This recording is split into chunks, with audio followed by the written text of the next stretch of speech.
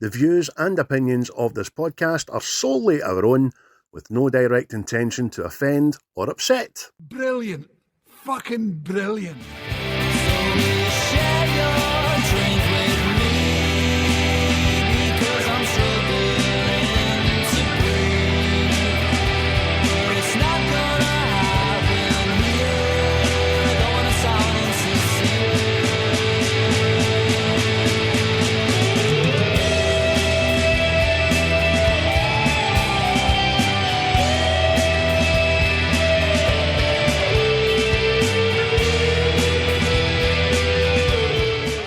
Compilation of really great actors. I was born to play those parts, and I couldn't fill that spot because it required incredible athleticism, brains, spirit, talent, speed. He had it all. But the best thing is, the first day he came in to read, actually it was at night, and we were at wit's end because we couldn't find anyone. They had taken him off a Piper Cub going to Oakland because he lived in Oakland. Yeah. And he was at that time still playing for Oakland Raiders as a linebacker. So, you know, he's fit. He comes in, he goes, oh, God, this better be good. And like, he was in a bad mood. Yeah. And I'm going, perfect. Check that. Bad mood. I like it. Big voice. So far. He's coming at me. Yeah. Then we read, and he's going, oh, my God. If you could get me a real actor, I could perform. That loser, that's Rocky. He's actually the actor, yeah. No, and then I stood up and literally took his shirt off and went, oh, my God, am I in trouble? Because I kind of looked like Pooh Bear at the time. I did.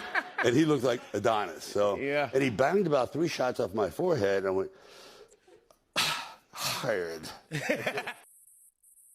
Hello, everybody. Welcome to another scintillating episode of What's the Script?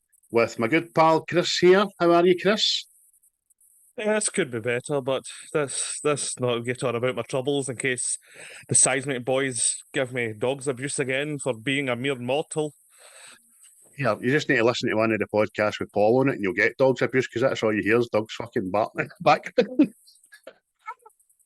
Oh, it's all part of the charm though, and we love it. Nah, that's crap, mate. You've been feeling unwell. I've got a house full of fucking zombified ill people. It's like, as I say, 18th century London in my house now. People walking about with bits falling after them and all that. And welts just exploding. Oh, you've seen the lepers. Bring out your dead. But just there, I just put in the wee edit there. I'm going to say it to you as if I've just listened to it. Sylvester Stallone paying tribute to Carl Weathers there about how he came on to Rocky.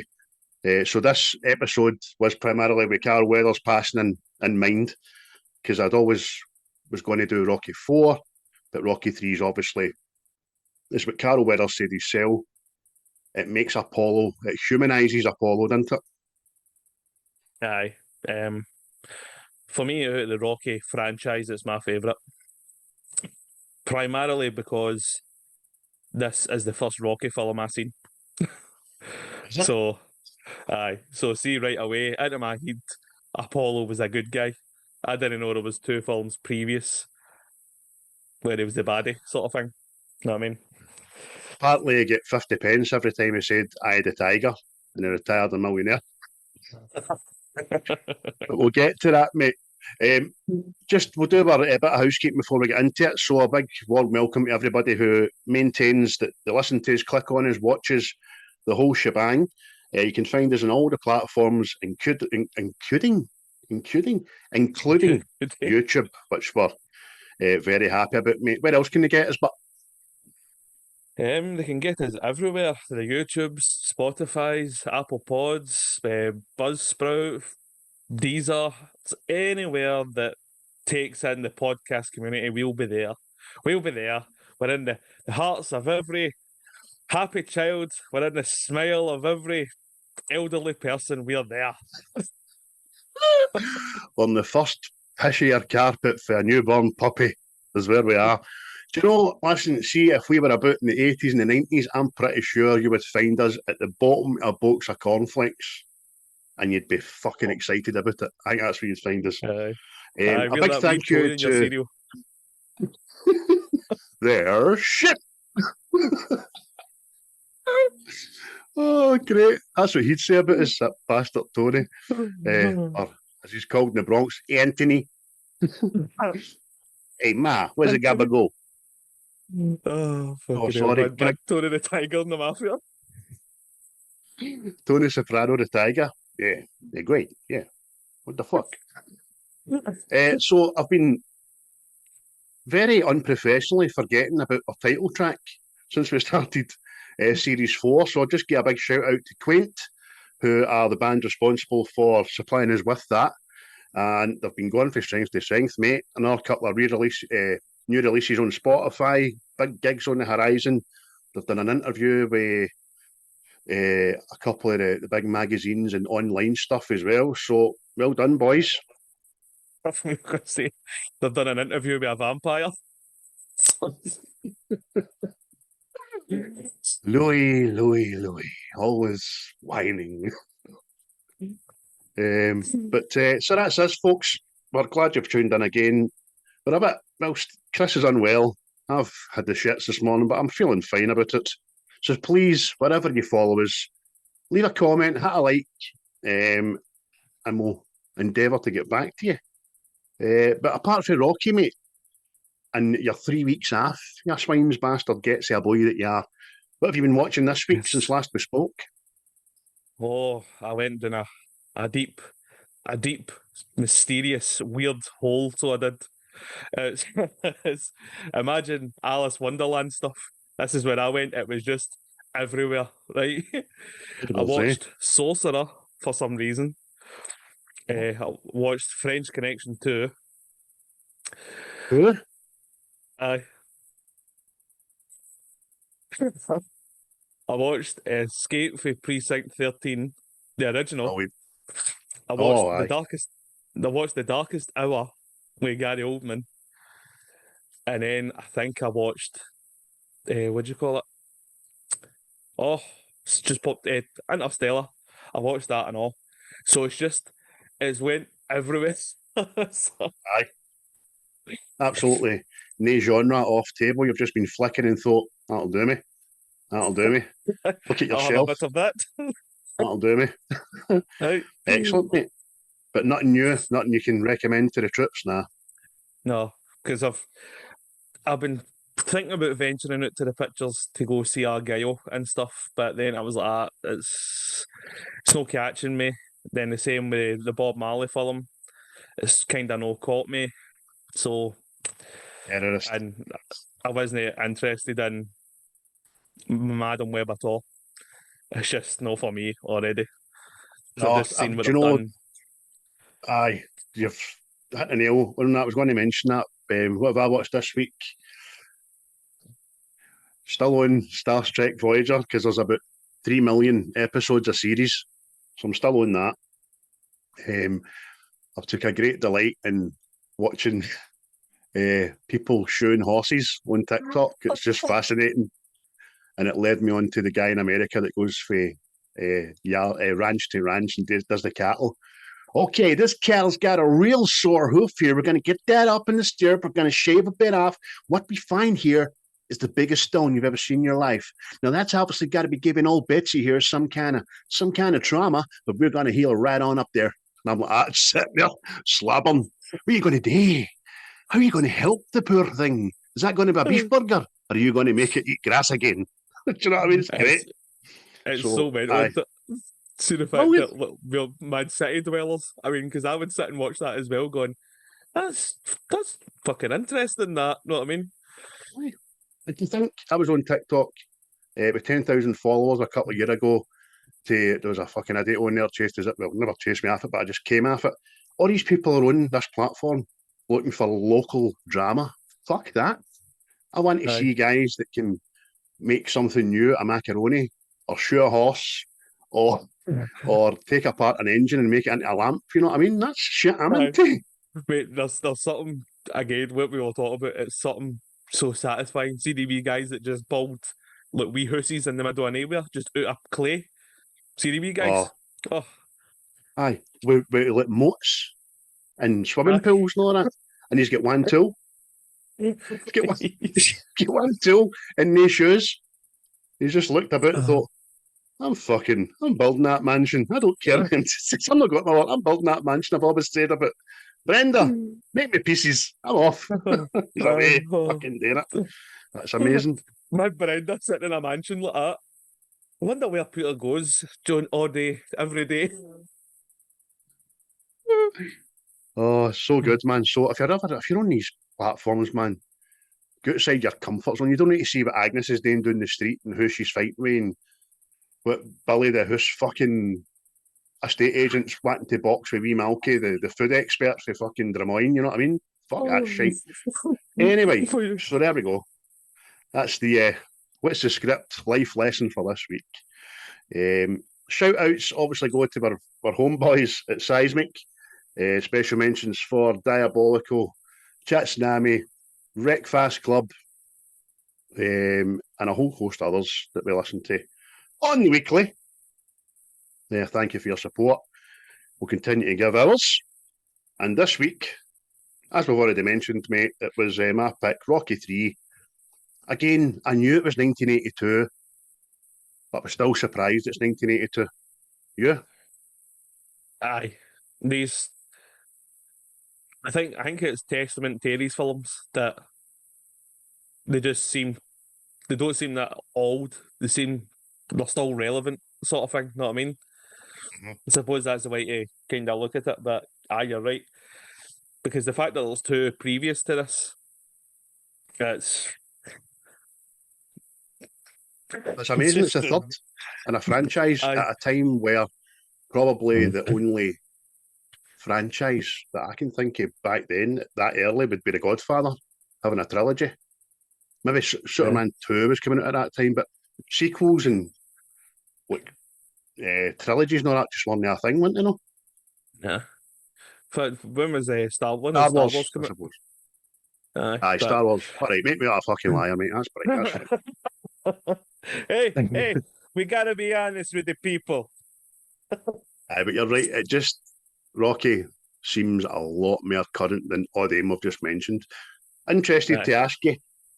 You said this was the first Rocky you'd seen. So when you went back and watched Rocky 1 and 2, were you kind of fuck? This is a million years ago. Aye, well, because especially if you go back and you watch the first Rocky, it's a lot more. It just seems like a dirtier film. Know what I mean? See it less polished, sort of thing. But it was like a kind of shock. What was more shocking to me was the fact that Apollo Creed was the baddie, sort of thing. You know what I mean? Because I like this film because you get Mary Apollo Creed. Because let's see, for years I always wanted like an Apollo Creed film, like a prequel. That's how I near shat the bed when fucking Creed was coming out. Then I found out it was his boy. I was like, you've ruined it for everybody there. Aye. I was hoping Carol would made a appearance or something. He couldn't, obviously, because he dies in Rocky 4, which was shite.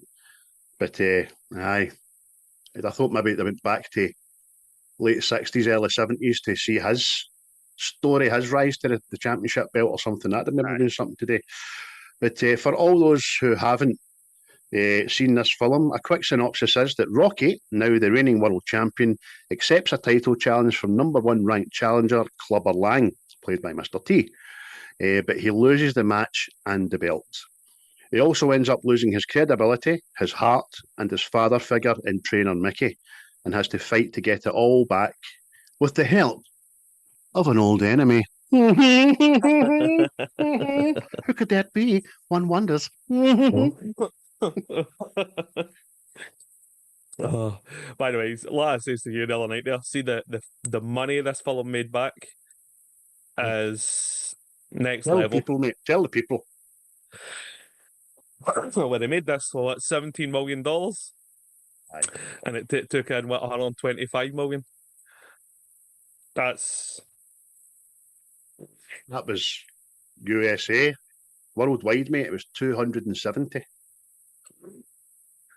for 17 million. I mean, absolutely. You can see why it went. I might make another one of these. Exactly, because that is part of the trivia in this. That this was meant to be the last of a trilogy, wasn't it? Aye, because it's like apparently there was all these interviews that Stallone was doing, and he even said, "If I stick to my guns, Rocky will die at the end of it." And I'm like, oh no, you can't kill Rocky in the ring there. No. Oh. Just do it to your new best pal in the next one. That'll keep it going, you know what I mean? See, that's again, I think that's what makes this film great as well. Because don't get me wrong, the first two are good because it's about this guy's desire to succeed and it's the underdog story and all that. But see this, it's kind of like a revenge film. You know what I mean? And that's what I think helps the fourth film as well. This, oh, you bastard. You're responsible. I'll get you back. Definitely. I mean, we'll cover it as we go through this, but the story arcs in this movie are brilliant with so many different characters. They're absolutely great. Obviously, the biggest one being Rocky and his self-discovery of what he thought he had, but he lost and he gets it back, blah, blah, blah. It's amazing, mate. And as we said off camera, some of the dialogue that previously kind of went under my radar a wee bit. I always knew they were good scenes and stuff, but when you read them off a script, you're like, fucking want to go out the box, cunts and that. So it was released in 22nd of July 1982 in the UK. I was 4-year-old, man. My dad was probably shadow boxing in front of the telly watching it, you know what I mean? Written, directed, starring Sylvester Stallone, the man, as Rocky, Carol Withers, God rest him, as Big Apollo, Mr. T as Clubber Lang, Hulk Hogan as wrestler Thunder Lips, Talia Shire, the best actress on the planet Earth, with a skirt, as Adrien Balboa. Wee Burt Young as Paulie, Burgess Meredith as Micky Goldmill, and Tony Burton as Duke, who rarely gets a mention into Wee Duke, man, but I like Duke, especially the next one. He's fucking smashing. Clubber Lang, mate, right? I was absolutely staggered to read how many people auditioned for that part. Aye. 1,200 or something. Aye. What a queue that must have been that day. It's fucking. I guess I say that it is mental because there was apparently a boxer. I can't mind his name, but he auditioned for the part as well because Stallone thought he was good enough to fight a real boxer, and like in the first couple of practice fights, like fucked him up sort of thing. And he was like, "Oh no, mate, you'll know day." Oh no, That's right. He said, I'm only a wee boy. Stallone just says to me, hit me, don't hold back. So I punched him in the chest. He went down. He says his entourage took him out with a coat on his back like James Brown. He took a wee look and he shooted at me. And that was the last I ever seen him. Aye, fuck that there, son. Made an arse of that. Ernie Shavers. That's what it was. Ernie Shavers. That was a Ernie guy's name. Shavers. That was a close cut thing, that. Ernie Shavers. Yeah. Get it? Close shave. Close cut thing. Well, Mr. T obviously eventually got it, mate. And I couldn't believe it, man, when you told me it was nominated for what was it, a Razzie? Razzie for the worst newcomer. And again, mate, it's the whole thing. See, every time I read something for a critic now, I'm just like, you're a wank. Like, Mr. T in this, right? He's supposed to be like a big brute, a fucking an imposing character. He's supposed to be the bad. You're supposed to know like him. Mm-hmm. For me, the guy's done his job perfectly. Mm-hmm. Because see, technically, see if Micky didn't die in this, you couldn't really have a problem with like the Clubber Lang character. Because absolutely not. He's came up through the ranks, trained himself, done the work. The champion has been ducking him for his chance at the title, and when he eventually gets it, it's the Rocky story from a different perspective. You know what I mean? Definitely. See, for me, right, mate, the one big plot hole in this is that Rocky seems surprised about him. Who's this guy? It's as if Micky's been able to stop him watching the telly or being asked questions about the guy. When Rocky tells you himself, by the time he challenges him, Clubber Lang's ranked #1 in the world, even though Rocky's got the belt. Clubber Lang's #1 in the world. He's the best fucking boxer. So for him to be surprised by his appearance and he's wanting to fight and all that, that was a one gripe I've got about this movie. Do you know what I mean? Aye. But the whole Mr. T being nominated for a Razzie just did not make sense to me one bit. Because, like I say, he done his job. Aye. Know what I mean? So what you said later, Hulk Hogan's acting in it. It was Mr. T. It was the fucking Razzie nomination. Know what I mean? That's what I mean. This guy's that's nominated him has watched the same movie as us, and with Mr. T, Hulk Hogan in it. And you see more of Hulk Hogan before you see Mr. T's acting in this movie. I know, you know what I mean? Yeah. But anyway, that's just a dick with a pen at that time. So, mate, the way it starts, obviously, for the end of the second one, that's all fine. But then it just bursts into score, man, the fucking score, Eye of the Tiger.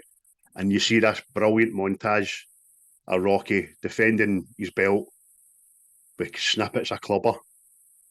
And I think that's great. For the duration of the song, it's amazing, man. Aye, superb, mate. It's, again, Eye of the Tiger. I associate that with the Rocky films. And aye. Hello, can you see me now? Right. But it's the whole. I always associated that with the Rocky films, and it wasn't until the third. Know what I mean? That did you hear it? Know what I mean? So it's like, how big was this film? That you see automatically when you think Rocky, you think Eye of the Tiger.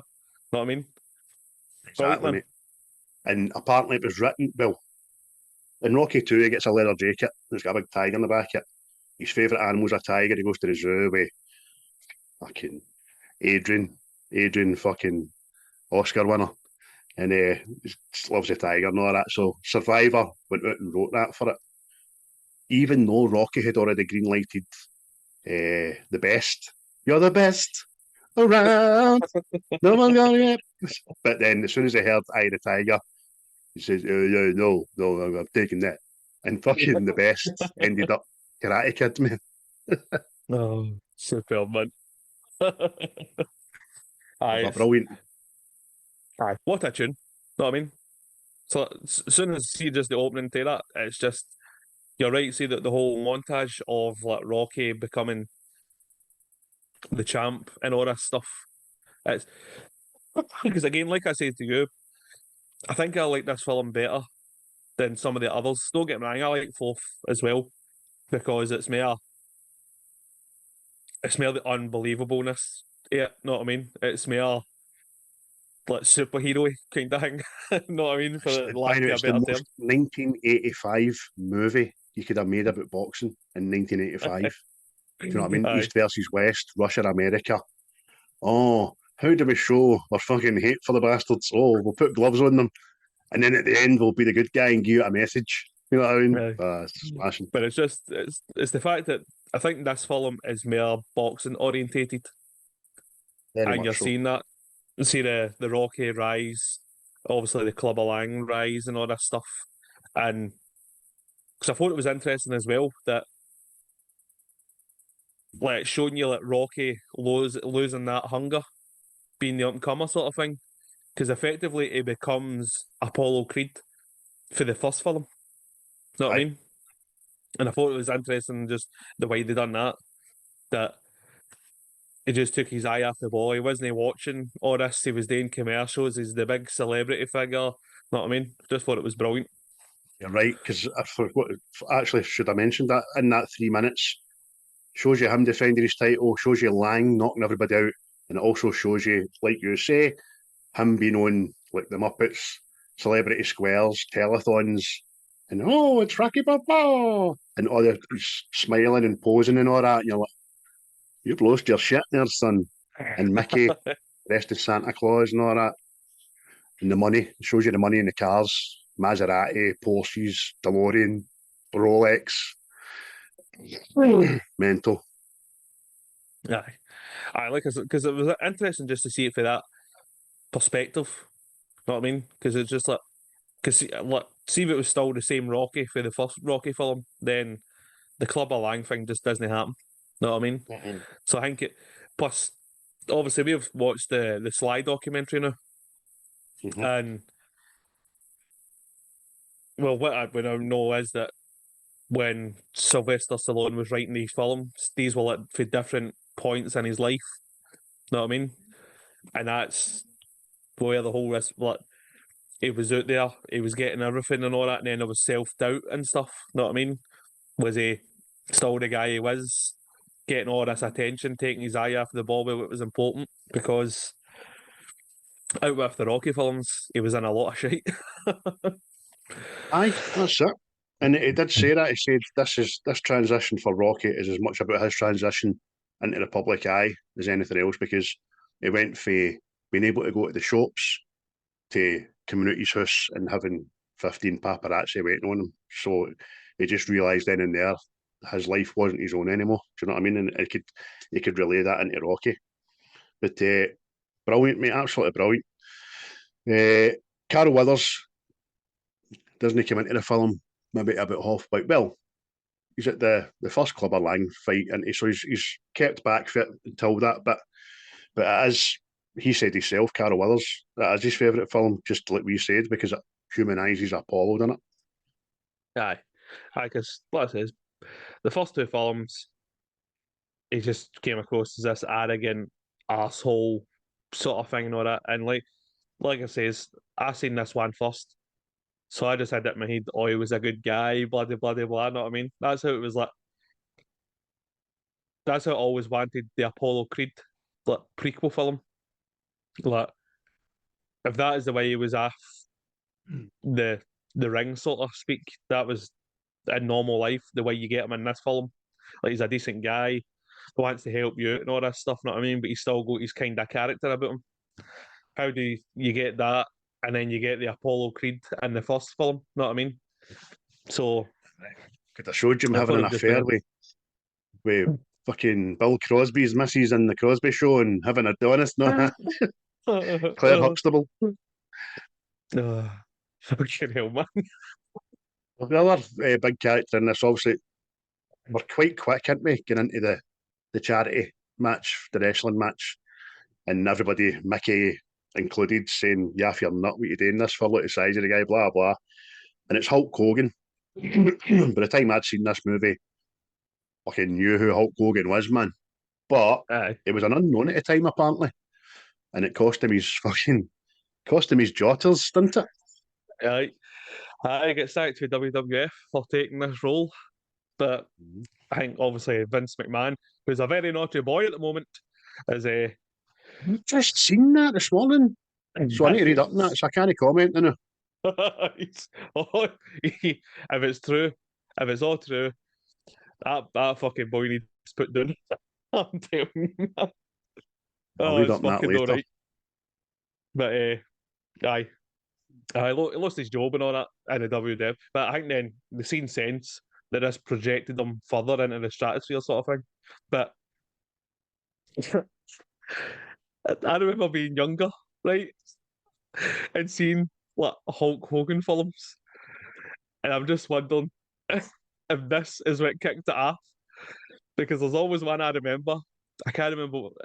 It might have been called something Commando or something, but I'm sure he fights a big alien at the end. And it's like a wrestling fight, mate. I need to go find it. I don't know what you're talking about. I hope you've dreamt it, because I don't want to know about it. I've seen him in Mr. Nanny, and that's it. if he was ever linked with anything else again, I would never watch it. See the thing about ruined and all, Mr. Nanny, right? He's not an actor, right? So you can't decry the guy. He's a sports star that's been given billions of pounds to stand in front of a camera and read off a script. Fair enough, good luck to him. See Mr. Nanny, the bad guys that come. One of them's Undertaker. And obviously, in the wrestling world, Undertaker never ever spoke. But they dub his voice at the end of it to a wee squeaky voice, the Undertaker, and I'm like, I'm off. It was a horrible, horrible movie, man. Oh, mate. The Hulk Hogan film I'm talking about is Urban Commando. And he's an alien. I think he's an alien himself, and he crashes on Earth.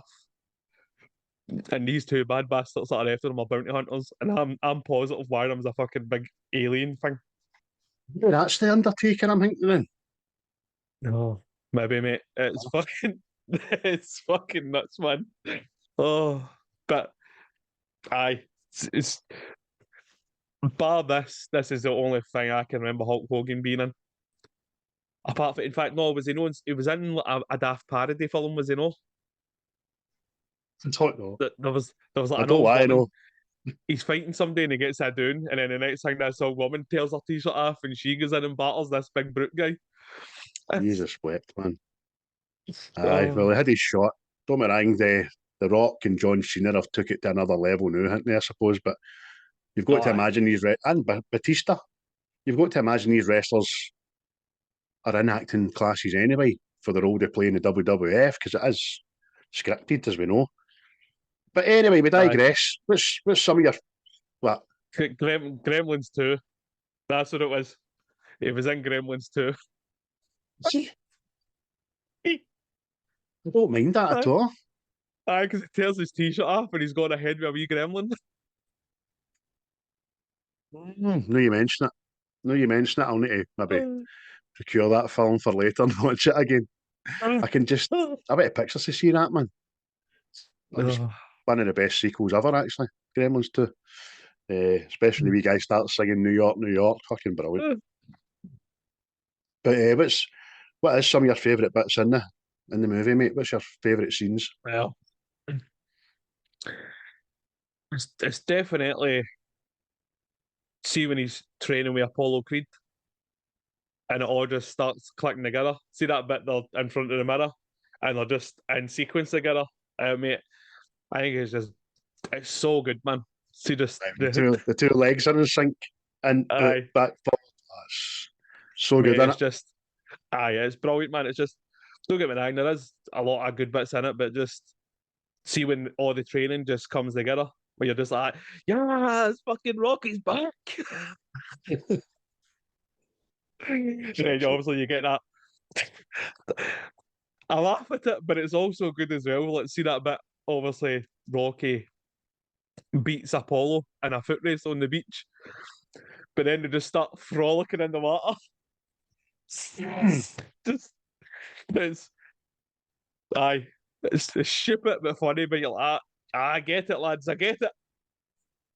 It always reminds me of that. I think it's George Bowie that done the prank calls, and he phones the gym. He says his name's Rab Corbett. I want to do a bit of the boxing. I want to knock you out and all that. What are you talking about? I know what you're like with your shiny shorts and your Vaseline. And that just reminds me of shiny shorts and Vaseline for some reason. When they first start training on the beach, Apollo's looks as if he's going to try out for the Let's Get Physical Olivia Newton-John video with this titty top on, man. Mate, that's what I was going to get at and all. What is the point in that garment? It's just... I'd see the material it's made out of as well. It's like thick wool. Like, yeah. And so the it's like a there. sporty number. Aye. If anything, that would be more distracting. Know what I mean? It's... Listen, his belly button's like his hard drive. You know what I mean? He's got to keep that aerated and at all times. That's weird. Aye. It's like football players that wear short sleeves and a pair of gloves. Aye. It's just not right, man. But anything else, mate, jumping out at you? Aye, it would need to be the scene with Rocky and Adrien on the beach. Because I think, serious, the dialogue in that, mate, it's just fucking superb. And that is the one time she does act great in this film. Aye.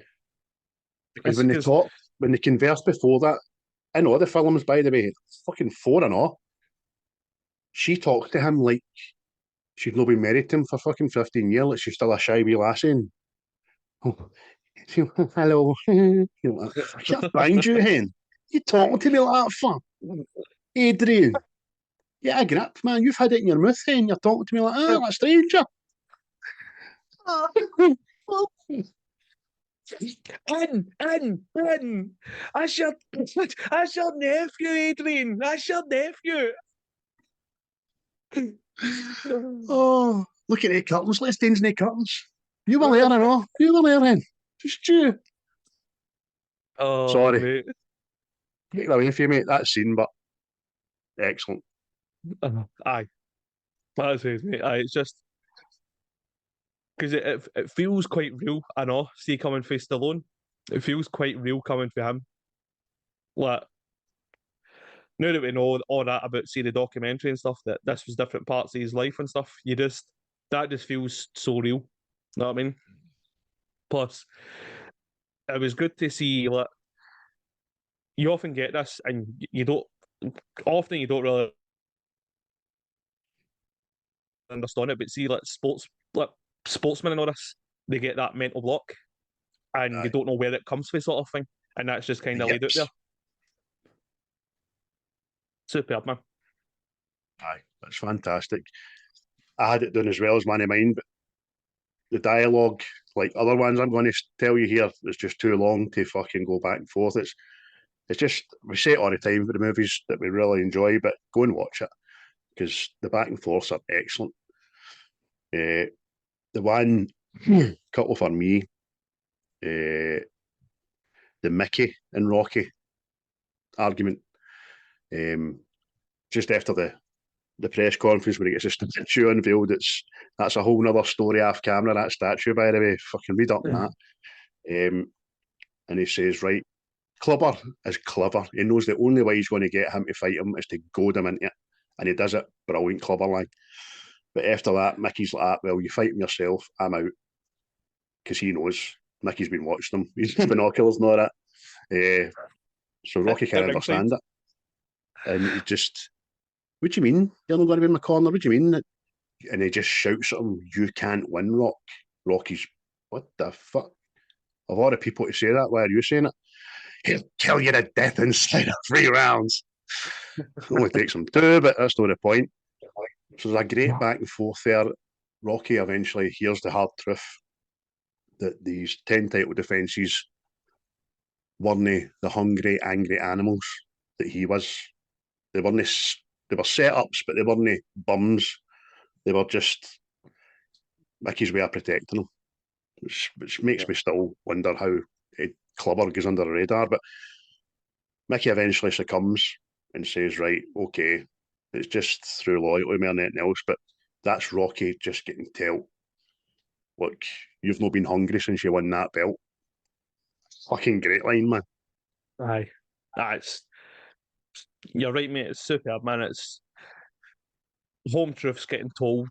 But see as well with this film, see the relationship between Rocky and Mickey. I think that's more delved into as well. You know what I mean? It's not just like trainer and boxer sort of thing. You know what I mean? It seems like he's more like the father that he never had, sort of thing. So I mean, I was just imagining George Michael coming in when the two of them are arguing. I will be your father figure, your body next to mine. Oh shit! It's better than singing "Boys" on Father and Son, but fucking. You're right, mate. You're right. It's just it elevates. We all knew it anyway, watching the first 2 films, but it elevates for trainer to father figure, because it's in this film that he tells him he's proud of him, and then the last thing he tells him is "I love you, kid," before he dies. I know, doesn't he? I see, because that's what I was going to say. Because see, but then I kind of give you that impression, like like he's more the father figure to him, know what I mean? See when, because I think that's what's pivotal that makes Club Lang the baddie. Because, right, see when like Rocky's training and it's all flashy and he's getting pictures taken on it. See, watching it, I wanted him to get a fucking doon. I was like, you're a prick. You're not taking this fucking serious at all. It's pure Glaswegian attitude, that, isn't it? You know what you're needing? You're needing a right good fucking doing, pal. That's what you're needing. So Glasgow, mate. It was just, I was like that going, you need a fucking doing. Look, and again, it was like, see if you look at the Club of Lang story, he's come up for the dregs, fought his way to the top, gets the champion and batters him. So you couldn't turn around and go, all right, well, aye, okay, you're a bit an asshole, but you deserve it. Know what I mean? You've got a reason to be angry. But see the fact that he's kind of made out to be responsible for Micky's death. That's what I think gets like all the audience and everybody back on side with Rocky like that. Give this man a fucking scheme booting and make no doubts about it. Aye, you can just imagine, see if this was in 1982 and it was 2022, all the cunts would have seen that, we got that on their phone. Clubber Lang murdered him. Fucking, they shoved him out the road. Micky should never have got in the middle of it. But again, Micky obviously had an underlying heart condition that he kept for Rocky, which wasn't sensible either. Do you know what I mean? Another quick one of my favourites scenes is way back at the start, and it's just him and Paulie, I know. And Paulie's had enough, man. He's watched as well Rocky's rise to fame since he won the belt off Creed. He's watched Micky being moved in. He feels left out. He's not seen his sister. Him and his sister used to live with one another before Rocky came on, and he just feels as if he's been treated like shite. And even the guy in the bar, yo, hey, Paulie, you give Rocky my best, won't you? Well, you know, one time, maybe give Paulie your best. I don't know. So he gets out, pissed. He's laughing in the amusement store at, and then he rattles the pinball machine, doesn't he? By the way, 1982, McCready with a bottle of Jim Beam. There's Paulie with a wee half bottle of Jim Beam. That's the go-to wiki, and that's what I'm drinking now, the Jim Beam. It looks a lot more fancy, but I like the old bottle better, to be funny enough. Aye. But even that, mate, it does that. Rocky picks him up in jail, which is prison for English-speaking people, the jail. And even then, the dialogue between there and to the car, it's simple, but it's honest and it's great. Paulie just gonna include me, gonna love me, it's shite. You get me a watch, get it to finish. Then he starts. He says the best line ever in this movie that he says 3 or 4 times. I don't sweat you.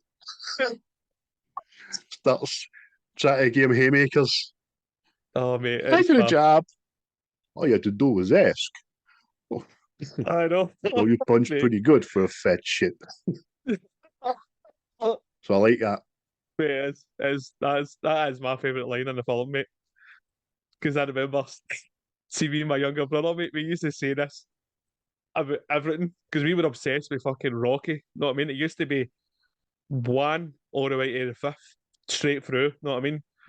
And it was always just when anybody shouted at you, even my mom, like, I don't sweat you. She's like, what, you wee cheeky, but what? No. I'll take my horn off your ass. I don't sweat you. Well, yeah. Take that minute. I don't sweat you. Sweat. I think Sylvester Stallone, I'm saying the writers, but Stallone himself probably thought when he got to this film, they include him a bit more because he's an integral part of the story. And Burt Young's a time-honoured bloody actor, and on, man. Aye. Mate, he was even superb in seriously the one episode he's in The Sopranos, mate. Fucking what a guy, man. What a gem of a human being that man is. I can just imagine him being every family party, being that guy you just don't want to open his mouth Look, now you'll no say I went, will you? No, no say nothing. No say nothing. Right. Stand back, let the carnage ensue.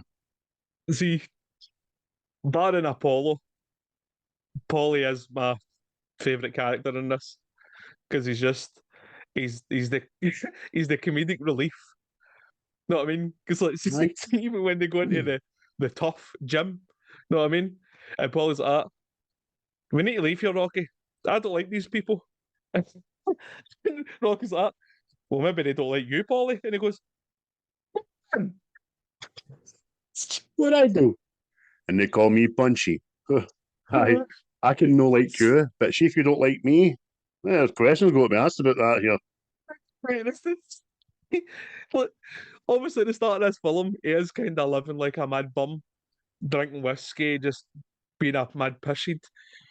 And then when he's staying in that hotel, and the two wee homeless guys, and he's like, he's got no class, fucking astro bums. Aye, there's civilised people trying to sleep up here. Oh, See, mate, see it's one of fucking hilarious. see one of the alley dwelling tramps. He's the bin lorry driver in Terminator. When Arnold, the Terminator, appears and he's in the bin lorry, he goes, "What the hell? What the hell?" Oh, superb, man. Just, it's a small world. Small world. Aye. See the Apollo's gym's in LA, isn't it? Rocky's, we already see Philadelphia, and we see Clubber running up the streets of fucking, is it Harlem, New York, or something like that? Chicago. Chicago, I think he says. Aye, because Shiveside Clubber or something like We notice that me and you have noticed in a lot of these early 80s films, like early 80s America is fucking hanging in it. that. Aye. Graffiti, drinking, homelessness, prostitution, boarded up shops, crime. Aye. It's street Aye, dark, isn't it? Just do a better job of hiding it these days. But it does, it's for the purposes of it's gritty. Because again, it plays a big part in this film that Rocky, you forgot your roots. It's all about pain, fucking suffering, and nobody gives a fuck if you're glitzy and glammy, which shoes you're wearing and all that. Know what I mean? You need to take you back to basics. Aye. Just imagine somebody saying that to him. Look, son, nobody cares about the shoes you're wearing. All right? Remember that. But aye, and by the way, Who that does serves your him hair? well.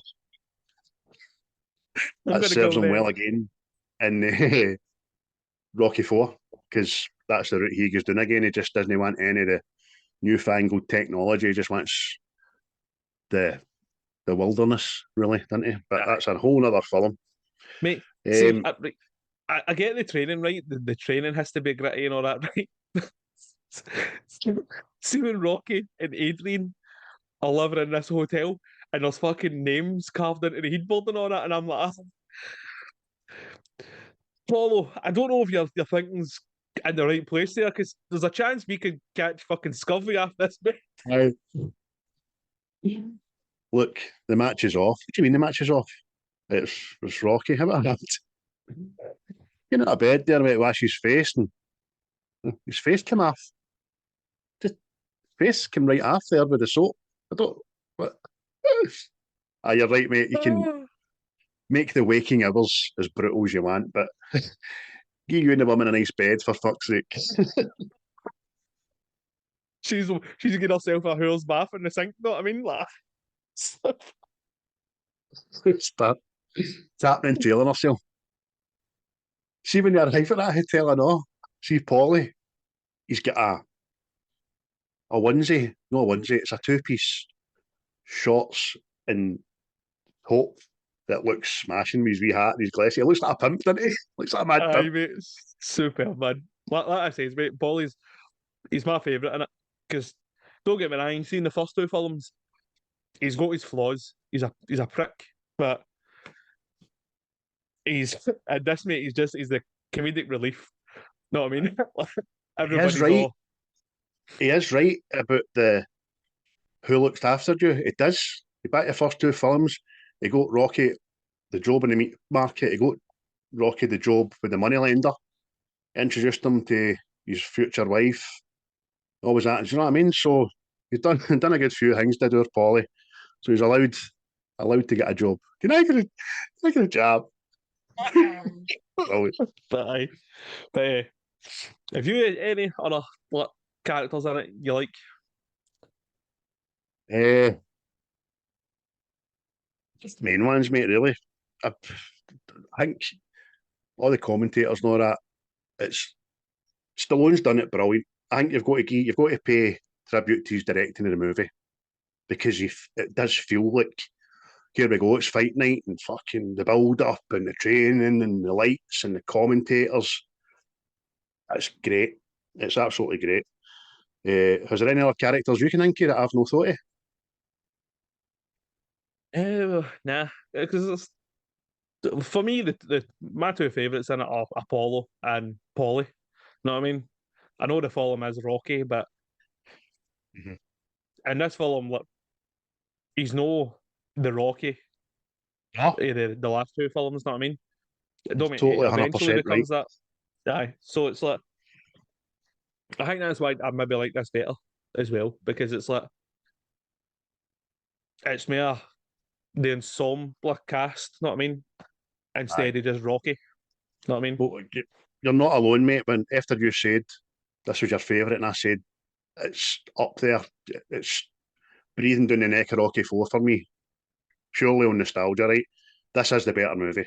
100% it is the better movie. You're right in what you say. Event it is about Rocky, however, every other factor, every other bit of story, every character's integral, man. Even his wife on the beach, Paulie, Aye. Apollo, fucking, do you know what I mean? Clubber, Hulk Hogan's probably the least that has a big part to Aye. play with, but Aye. eventually it's quite good. But Aye. Because even the see the fight, mate, emotional aye, scenes are fucking superb in this. I know. Let's see Mickey dying again. I think that goes a long way to turning you against the Club of Land guy because it's no fucking half, no oh half, it mate. was, it See, was a hard wank. oh, that's a challenging wank. See when Rocky gets knocked out and he's counted out and all that, he's getting back up. See that haunting drone music? A pure. You feel disorientated. You feel what the fuck's going on? How's Mickey? The last thing Rocky's Aye. thinking about is being knocked out, in it, and it's just this. Oh, probably meant to be kind of the buzzing ringing in his head, I suppose. But Aye. you're right, mate. It's emotional because it gets to say cheerio, and what he didn't say bye bye, but he gets to hear him speak, and he lets him die thinking he's won the fight.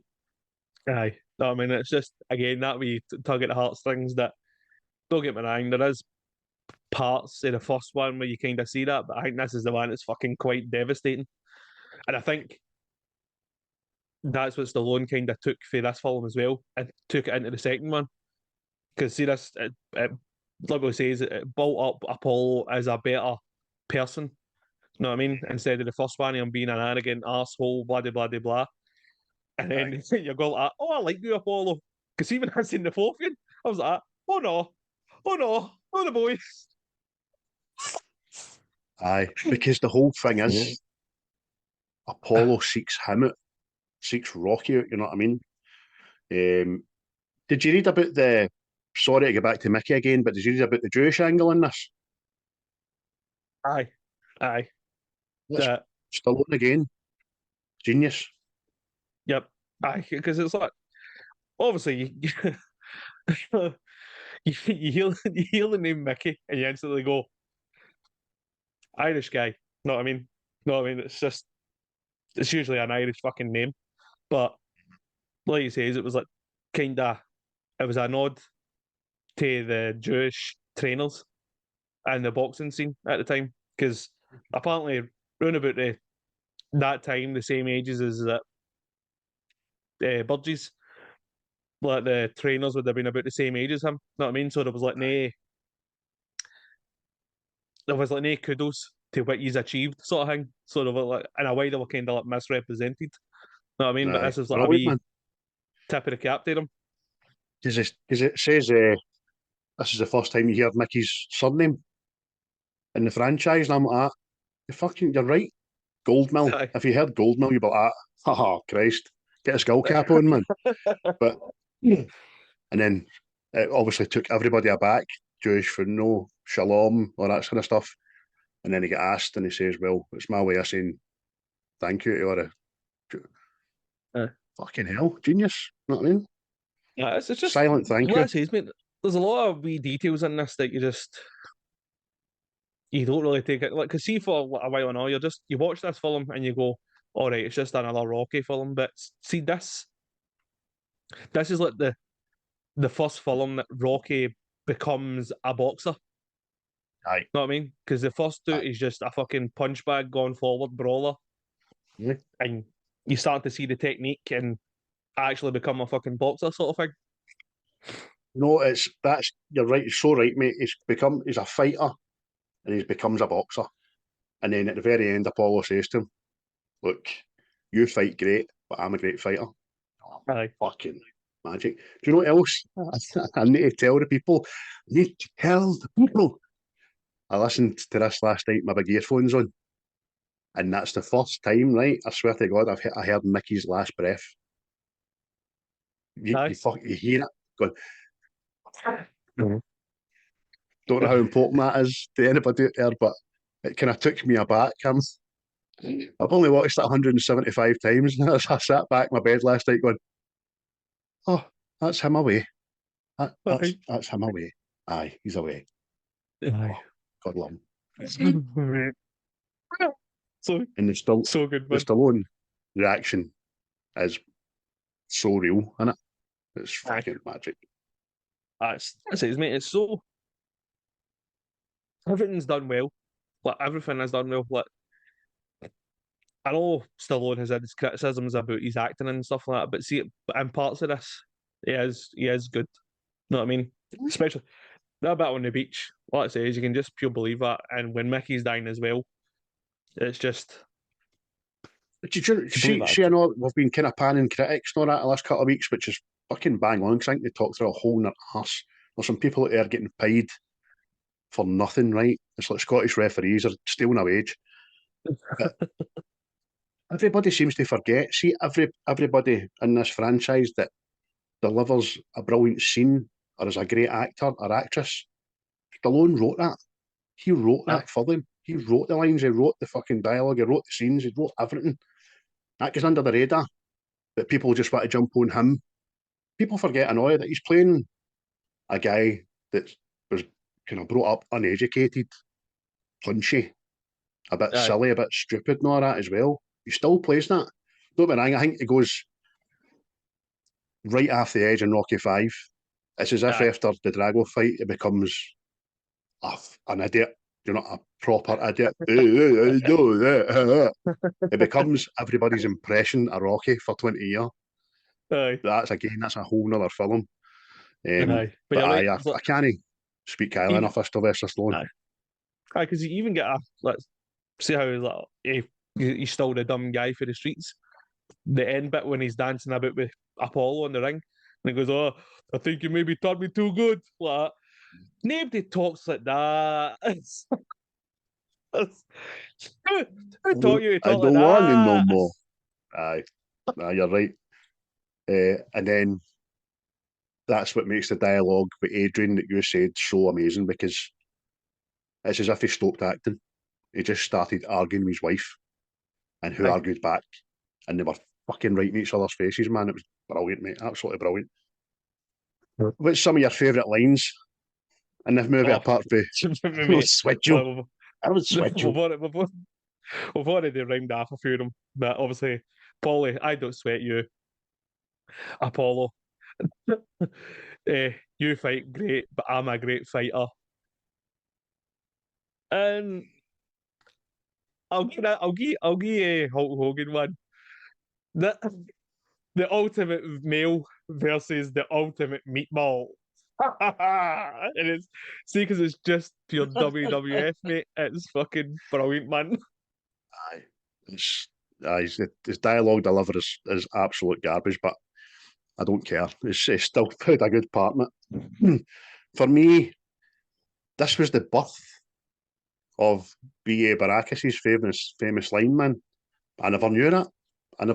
But you hear Clubber just saying, I don't hate Balboa, I pity the fool. Mother, did I not know that? Do you know what I mean? Oh, I was such a school of the A-team franchise, man. We talked about this all day. I had all the figures, all the cars, vans, gyrocopter, lunchbox, t-shirts, duvet cover that you sent through your brother as well. Had that. Jammies, Mr. T jammies, man. Amazing. Oh, mate. Wait, did I? I didn't tell you, didn't I know? Let's see when obviously the A-team film came out with Liam Neeson and all that stuff. Was it? My two older brothers went to see it at the pictures, but my older brother was back staying at the house at the time. So see when they went up to the pictures, says to my mom, get the A-team covers back out and put it on his bed. See when they came back, mate, the A-team covers and all.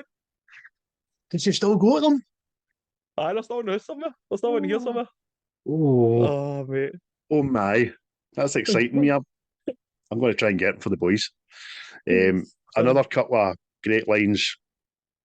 Obviously, Apollo's screaming at Rocky, and he's like, "There is no tomorrow. There is no tomorrow." You know what I mean? That's quite good. Doesn't sound good when you say it, but it's good in the moment. At the very end, I know in the boxing ring, Apollo and Rocky. You know, Stallion is too bad. We got to get old, huh? And Rocky, he laughs pure cheesy. And Rocky says, you just keep punching Apollo. You want to ring the bell? All right. Ding, ding. And then just the dance about the ring, man. Oh, you don't want this. No, you don't want that. It's brilliant, man. You look pretty good for an older guy. I usually say to people as well, see that scene? Who do you think won that fight? Who do you think won it? I know who won it. Who did you think won it before you knew? Oh, I did think it. I probably wanted it before I knew it. Aye. Definitely, mate. He needed to put in Rocky Balboa, which is Rocky 6, Rocky talks about he's got stuff in the basement. You know what I mean? He needs to get rid of this stuff in the basement. That's why he goes and fights Mason. So I think Apollo's got fucking stuff in the basement. Just 1 second. That's very hard for a man of my mental capacity to comprehend. You know what I mean? He says it himself. So he had to prove they could put him in his ass. So, aye.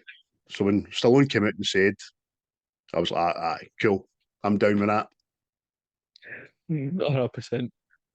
But another great bit where Apollo says to Paulie, can he swim? And Paulie just goes, with a name like Rock.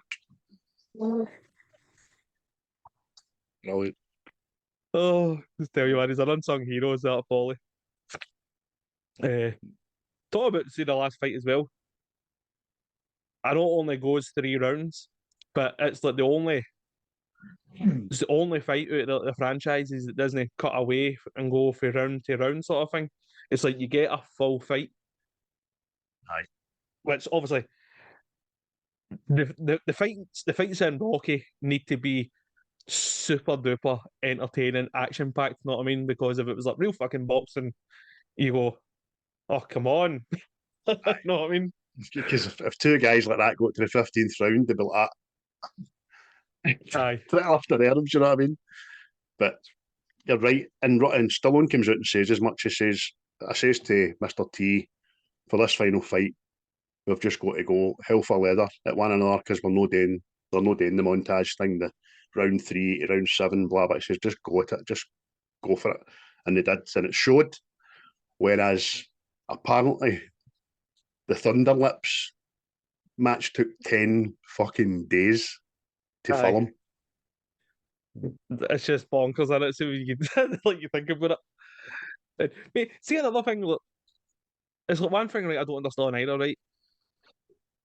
Seeing the Thunder Lips fight. See when he just starts setting about the security guards, or is it police? And I'm like, not one of these guys has got a fucking taser. So, you know what I mean? Aye. Like, Maybe got a cattle prod for the balls there, no? aye, and it's like, by the way, Thunderlips son, you've got a couple of fucking questions to answer. Aye. No, they let him take his 40. They'll run away. Aye. You're right, mate. Last fight, it's smashing. It's all built up to this moment. You know, I suppose you knew in 1982 there's no way Rocky's losing this fucking thing. Aye. But you can see he's a different character than he's been the whole film as well, isn't he? After he's done that training with Apollo, he's ready, man. He's in the right frame of mind, and he's not frightened anywhere. And we see his strategy. He still goes against Apollo, doesn't he? Aye. Aye. See again at Apollo. What are you doing? What are you doing? You're a bastard there, boy. A bastard.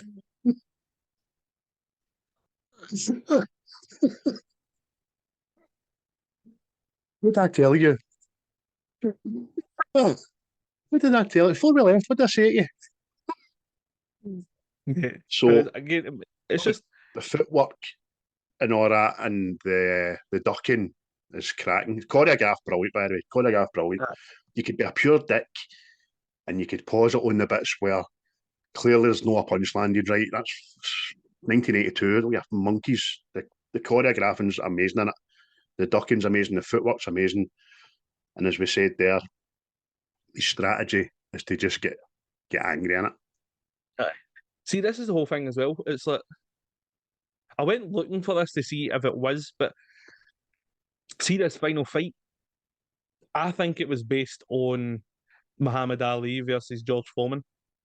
Is it the Rumble in the Jungle one with the rope Jungle. sort of You're thing? right. It was.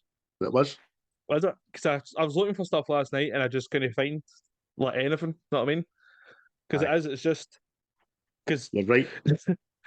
because when I was younger, right, I always had Clubber Lang as my head, and he was based on Mike Tyson. Know what I mean? But obviously, it comes for a time before, so it would more likely would have been George Foreman. Mm-hmm. So that's like, I wonder if that's based on that fight. No, it's definitely in the IBMD. I never wrote it down, but it's definitely on there. It's loosely based on that fight about getting another fighter to waste his punches. Then you can just fucking attack. You know what I mean?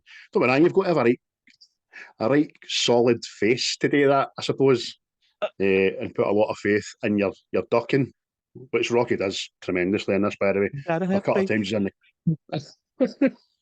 I wanna punch your body. Oh, the songs you thought you'd never hear again. Oh, it's amazing that. Aye, tires him out, takes the damage, and then goads him an odd, doesn't he? Because see, Rocky sees his smack talk. It's shite. In all the films, his smack talk garbage. By the way, the other fighter usually gives him the verbal. Like in this one, Clubber Lang says to him, "You're going down again," and his comeback is, "Go for it." I will go for it, mate. Aye, is that it? That's shite for you. It's like, I know you are, but what am I? What? Aye, I'm going to knock you into the middle of next week. Aye, your ma. Oh, mate. Aye. My ma? What about my ma? Did you have a wee light malfunction there, did you? Aye, if you're laughing, you're laughing there. But aye, oh, it's funny, man. Because I did laugh at that last night. Like, this guy is fucking, look, absolutely pelted your wife and everything, know what I mean, in front of a crowd, and you just go for it. Aye, that's pish. However, when he starts tiring Clubber out, He's taking the punishment. He's like, come on, hit me in the face. Ain't so bad. You're nothing. You're nothing. That's when it gets a wee bit better. But obviously, he's full of bravado at the time. Aye, he's full of piss and vinegar. But Oh, he's the best windy washer about. Full of piss and vinegar. Oh. Couple of other lines, mate, I want to get in there with it. It's totally going back again, but one of my favourite lines is when Thunderlips is coming to the ring, and obviously they're astounded by the size of the guy. And Rocky says to Micky, yo, Mick, what do you think a guy like that eats? Micky says, about 202 pounds. Then the announcer says, weighing in at 202 pounds. And Rocky's look, yeah, you shite you. How you jobby? aye, it's brilliant, man. There's a lot of lines in it that just they go under the rate. Like even see when they're going to unveil this statue and they leave Paulie with obviously Rocky's boy, and he's like, right, got a couple of horses we need to pick here. Aye, that's again. Was that Stallone? Was that his boy who plays his boy in Rocky 5 and Rocky 4? Who obviously passed away, which was quite sudden. 2012 cardiac arrest. That was mental. Aye, just we'll leave you here with your degenerate uncle. The very fact Rocky has to say to him, "Hey, no beer. Don't give me any beer. Don't take him to the track." As if he would do that gun. You know what I mean? I can't know when he says to Rocky, he says, nobody does this much for charity. And Rocky says, Bob Hope would. Yeah, he would. You're right. That's Bob true. Hope's this fucking. There's a. Do you know what? I know. Sorry, I'm going off for one into the other. Another great line. It's not even a line. It's a degrading chant, man.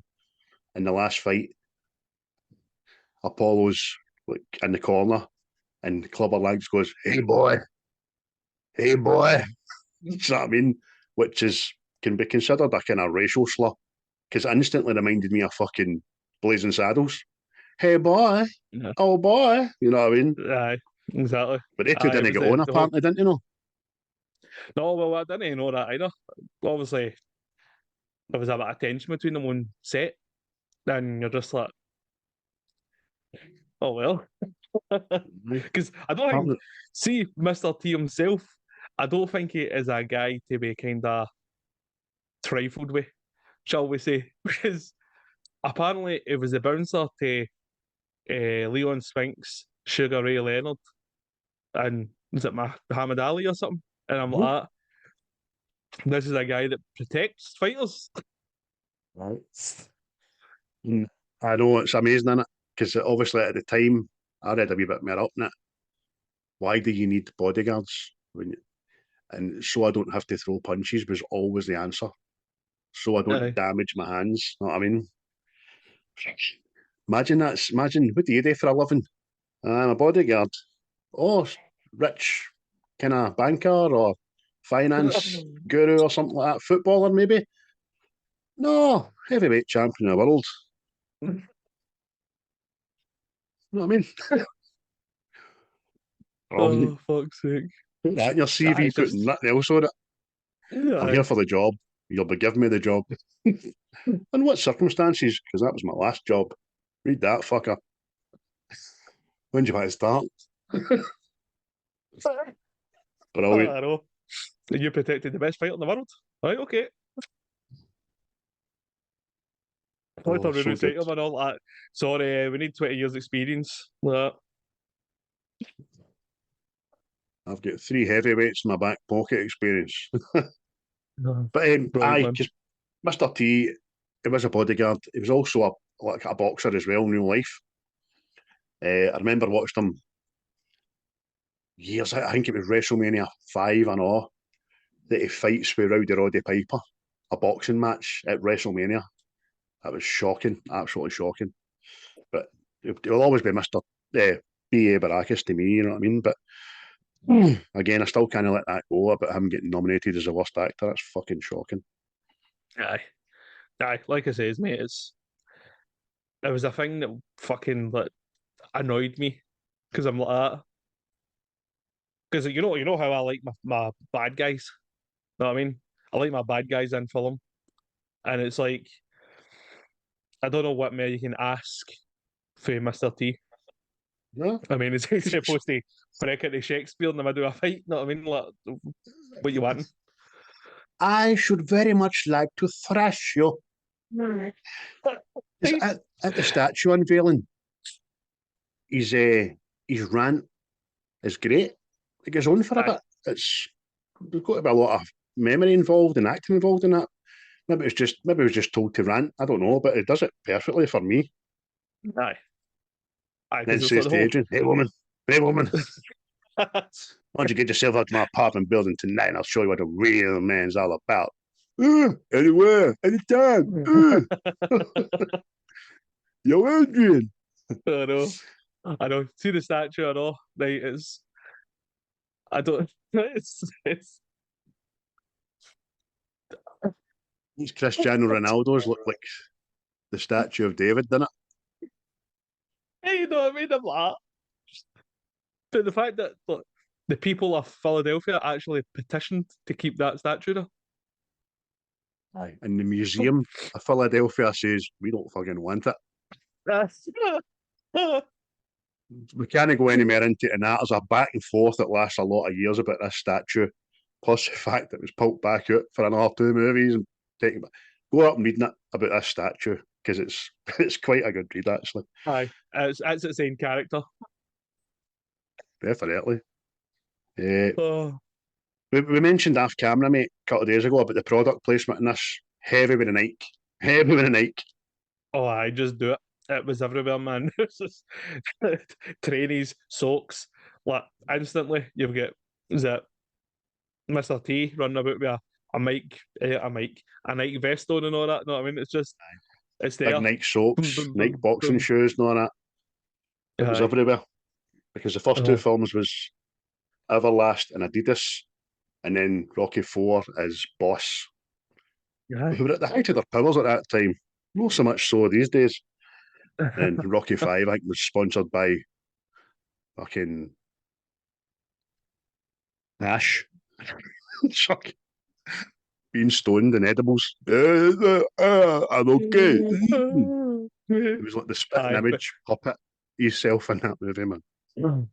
But because there's like, let's see, I know there's like a big product placement, and it must have been in the contract somewhere. Like, aye, we want to be front and centre, but that's where there's like a kind of a mistake because they use old crowd shots for the previous films, and you see a big Adidas plastered across. Nike must have been like that. You dirty bastards! How dare you? Aye, you're right. Anything else you want to bring up, mate, that we've not been all covered? Oh, in fact, I will. See, I know it might be already decided for a lot of folk, but this film, right, and just take in the whole Rocky franchise. Who do you think was the best villain in the whole franchise? Who do I think?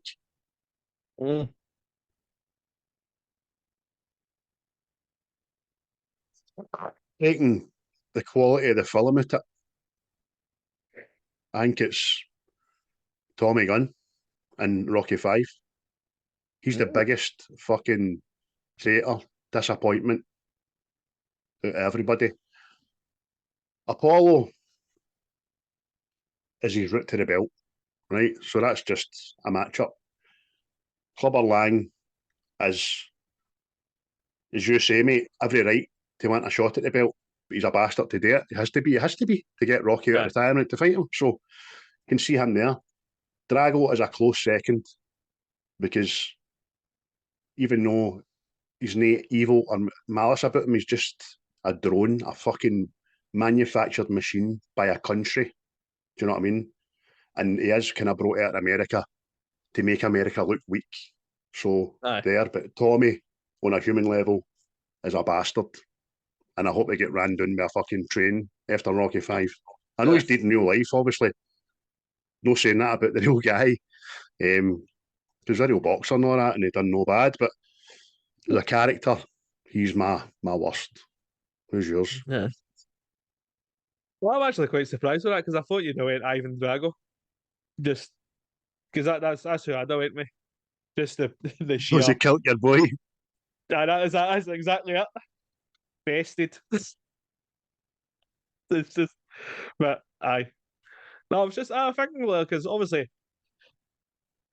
there is villains to an extent in these films, know what I mean? And I was just want to gauge an opinion, see who you rated the top bastard. But you're right, Tommy, for different reasons. Mere human reasons. Nation, by the way, because I wasn't prepared for it, but I had to think about it. Because even though the film's shite, Tommy takes Stallone's focus away from his own boy and all that. You know what I mean? Aye. And that's the arc of the story. Like, look, Dad, hello, I'm here. I want to please you. But Rocky puts all his time, energy, love, and training and knowledge into this prick that gets taken away by fucking Don King's evil twin. You know what I mean? And when he gets knocked out in the street, it just I hope the ambulance crashes in the way to hospital. You prick. You know what I mean? Aye. Good question. Really good question. So listen, mate, I've slagged Talia Shire over a couple of films now, right? Am I being harsh? She did show up well with a beach scene and all that. Is it the character she's playing in this? Maybe. I don't know. Maybe. It's just there is parts she stones out, and there is parts where she's just there. Know what I mean? Aye. Because don't get me wrong, let's see the first two films, I reckon she is like she's pivotal in a way to Rocky's story. But this, I feel she's I actually think, see that scene on the beach? See if it wasn't for that scene, there would have been no reason to have Adrien in the film at all. Aye. Know what I mean? You're right. So it's probably one of the best of films for her, but with that scene on the beach, mate, it's one of the best ones for me anyway, and it's just purely due to the dialogue. I think I'm asking you for absolution because I think I'm being harsh because I think I just can't get away from her in The Godfather. I think she's fucking. She had to pick out that full cast, no knowing who was sleeping with the director or who's related to the director, related, and got a gig for nothing. You bought that cow. Do you know what I mean? But I suppose you're right. She's good in this. You're right. If it's not for that beach scene, there's no point in her being here. Because apart from that, it kind of odds to the fact that she's getting as caught up in the lifestyle as Rocky is as well. Because she started turning up at fights and all that, and wearing the goons and the makeup and the fucking big earrings, and yay! Aye. So that's quite good. Aye. It's just what I say is I don't think I've seen many other films that she's been in, apart from the Godfather series and the Rocky franchise. So probably not in the best position to say, but then again, seeing parts of this as well, even though some of Stallone's acting is decent, there's parts in it I know I go, oh, that's fucking, oh, come on. There is. But the film's that good and the writing's that good. You wince when it happens, but you don't well on it, fuck's sake. And some might. So, Rocky 3, ladies and gentlemen, 1982. Can't say enough about it, man. If you've not seen it, I would say watch 1 and 2 first because this is such a transition. It's brilliant. It's absolutely brilliant. What'd you get out of 10, mate? I'll give it a 7. Solid 7. Why? Aye. It's your favourite out the franchise and it's got a 7? Aye. I must say that's taken me quite aback. It was going to get an 8, but I'll get a 7. We'll get a 7. I'm going to be a bit more harsh these days because I'm dishing out an awful lot of fucking high numbers. Aye. No, well, I thought I was dialing it back this week, beginning at an 8, no a 9, but I'll go with an 8. But I know that's fine. Everybody's 1 to 10 is different. People think somebody scoring a 1 to 10 is their 1 to 10 anyway, but phenomenal film. Brilliant in the franchise. Stands up to this day. Takes you on a ride, man. Takes you on a journey. You feel good after it. In fact, I will change it to an 8. I'll change it to an 8 because see the rest of them, bar the 5th, they are 7s. Right. Cool, mate. So Just watch it. It'll make you want to think about going to the gym. Well, funny you should say this, mate. See, because we used to watch this shit, and I used to be. I don't know if it still is because I've not seen it recently, but they always used to bring out Fight Night, see a boxing game, Aye. and you could make up characters, right, and add them into the game. So we used to make like Rocky, we used to make Iron Drago, Clubber Lang, and all that, and put them in there like, oh. And did you ever play the Rocky game on the Nintendo? I did not, mate. No. I've got it on that Fire Stick. It's got them on it. It's got Drago, Lang, Apollo, and it just gets harder and harder. It's a bit repetitive, which every game was back then, but it's all right. You know what I mean? So, ladies and gentlemen, hope you enjoyed that Rocky 3 a wee day later than was first advertised because of the 2 houses getting fumigated for germs and that. What's your plans the rest of the day, mate? You're just going to get yourself a wee bath and a wee cuddle up in the couch or something?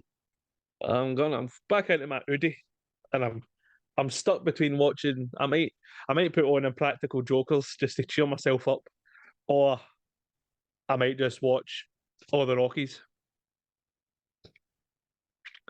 I mean, more on, mate.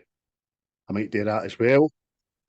Although I have to factor in what you're going to choose to watch for next week's review, if you've thought about it. Yes, I have. Look, I looked at what we've done so far in the series, and don't get me wrong, we've got a couple of action. There's a one action film, a couple of comedies and all that there. So I think we'll go back and we'll dip into the world of John Woo. I will do. Oh, yeah, that's man. Excellent. Good. That's going to give me an excuse to tag John Woo again so he can like it because he likes fucking everything. So if you're not watching on YouTube, Face Off. I just realised I've done that. Just people are going, what's he watching there? Oh, brilliant. I'm excited about that, mate. I've not watched that in about... I watched it last year, I think. I watched it last year, but always a good excuse to get back and watch it. Exactly. Just 2 actors at the peak of their powers for me, man. Absolutely brilliant. Aye, like you, mate. I've not watched it in a while, and I'm taking a hankering to watching it. So I just went, we'll do it. Gives me an excuse to just tan it for a week straight. So there we go, folks. Look forward to that. We'll get you on the socials and let you know when we hope to be recording that. And we'll do our usual designing of the artwork and such like. I'll leave that to you this week, Chris, because I done last week. So you can do the artwork. This you like a wee artwork now and again, didn't you? Oh, aye, I'm an artist there. I'm an artist. But once again, folks, shout outs to all our shout out to all our muckers with the mics, man. Muckers with the mics, mate. Know what I mean? Aye. Unless you're James and you can't afford 20 quid to buy yourself a microphone. Fucking get a grip. You're a teacher, you're minted. I don't even know what you're striking for. What are you striking for? It's not even a job, mate. It's not even a job. You're just babysitting somebody else's wains. No getting a monkeys. What Mate, did they in the class? We're out there every day, fucking driving to stops, making decisions. Me and Chris are doing figures of 8 and we're sleepwalking backwards. Can't help. Oh. Bye. Oh, Hi on Dodasa and that.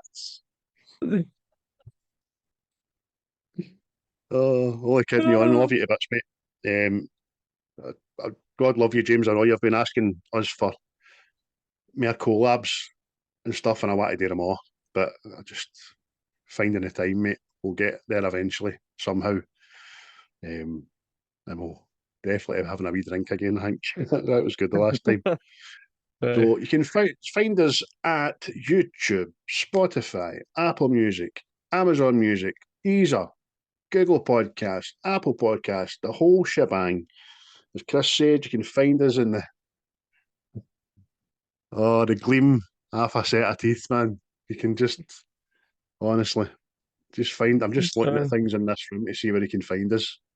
There's a bit of wallpaper coming off up there. I think we're behind that, man. And laundry basket under the duck pickers. Talk about this. See, last night, and I couldn't get to sleep last night, right? See, because I kept coughing and all that. So I went, fuck it, I'll get up and I'll go and do something. I went to the toilet, right? And I got accosted by a big, dirty bastard spider, by the way. And I was like, oh, you bastard. Well, I'm sitting on the pan, just fucking about on the phone, and it just dangled down like fucking. I was like, fuck you, Peter.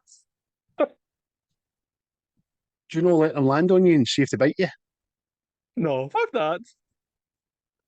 I do, man. It's a full-time job trying to stop the crime out here. Fucking I'm still clinging on to the hope that a spider will bite me and I can go to bed and get through the Tobey Maguire effect. Wake up, don't need my specs on, and I'm ripped to fuck. Don't care about spinning webs and climbing up walls. I just want to lose this fucking belly and be able to see. But it then leads me something to weird that happened in the universe. The universe, man. See when it happened, right? And I dealt with big fucking Boris. I'm telling you now, right? Some people might have said it was me, but this fucking thing had an anchor tattoo on its leg, right? It fucking you didn't see I was on my phone after I dealt with the beast, fucking arse and necked it out the door. There's a mad film coming out called Sting or something.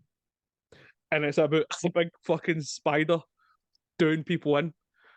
I think it's like a mutant fucking thing. It's growing and all that and fucking eating people. So I'm like that. Oh, no. That's not right. That bastard's gonna come back. Well, I'm not into that. No. Have you seen your cat lately? Hello? Have you seen your cat lately?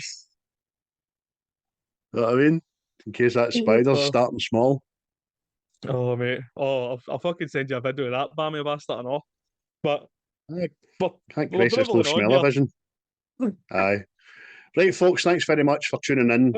Smash the like button, leave us a comment, good or bad, we don't care. Just ignore you anyway. But from me, it's cheery bye. Yes, and kisses and cuddles and cheery bye. See you next time.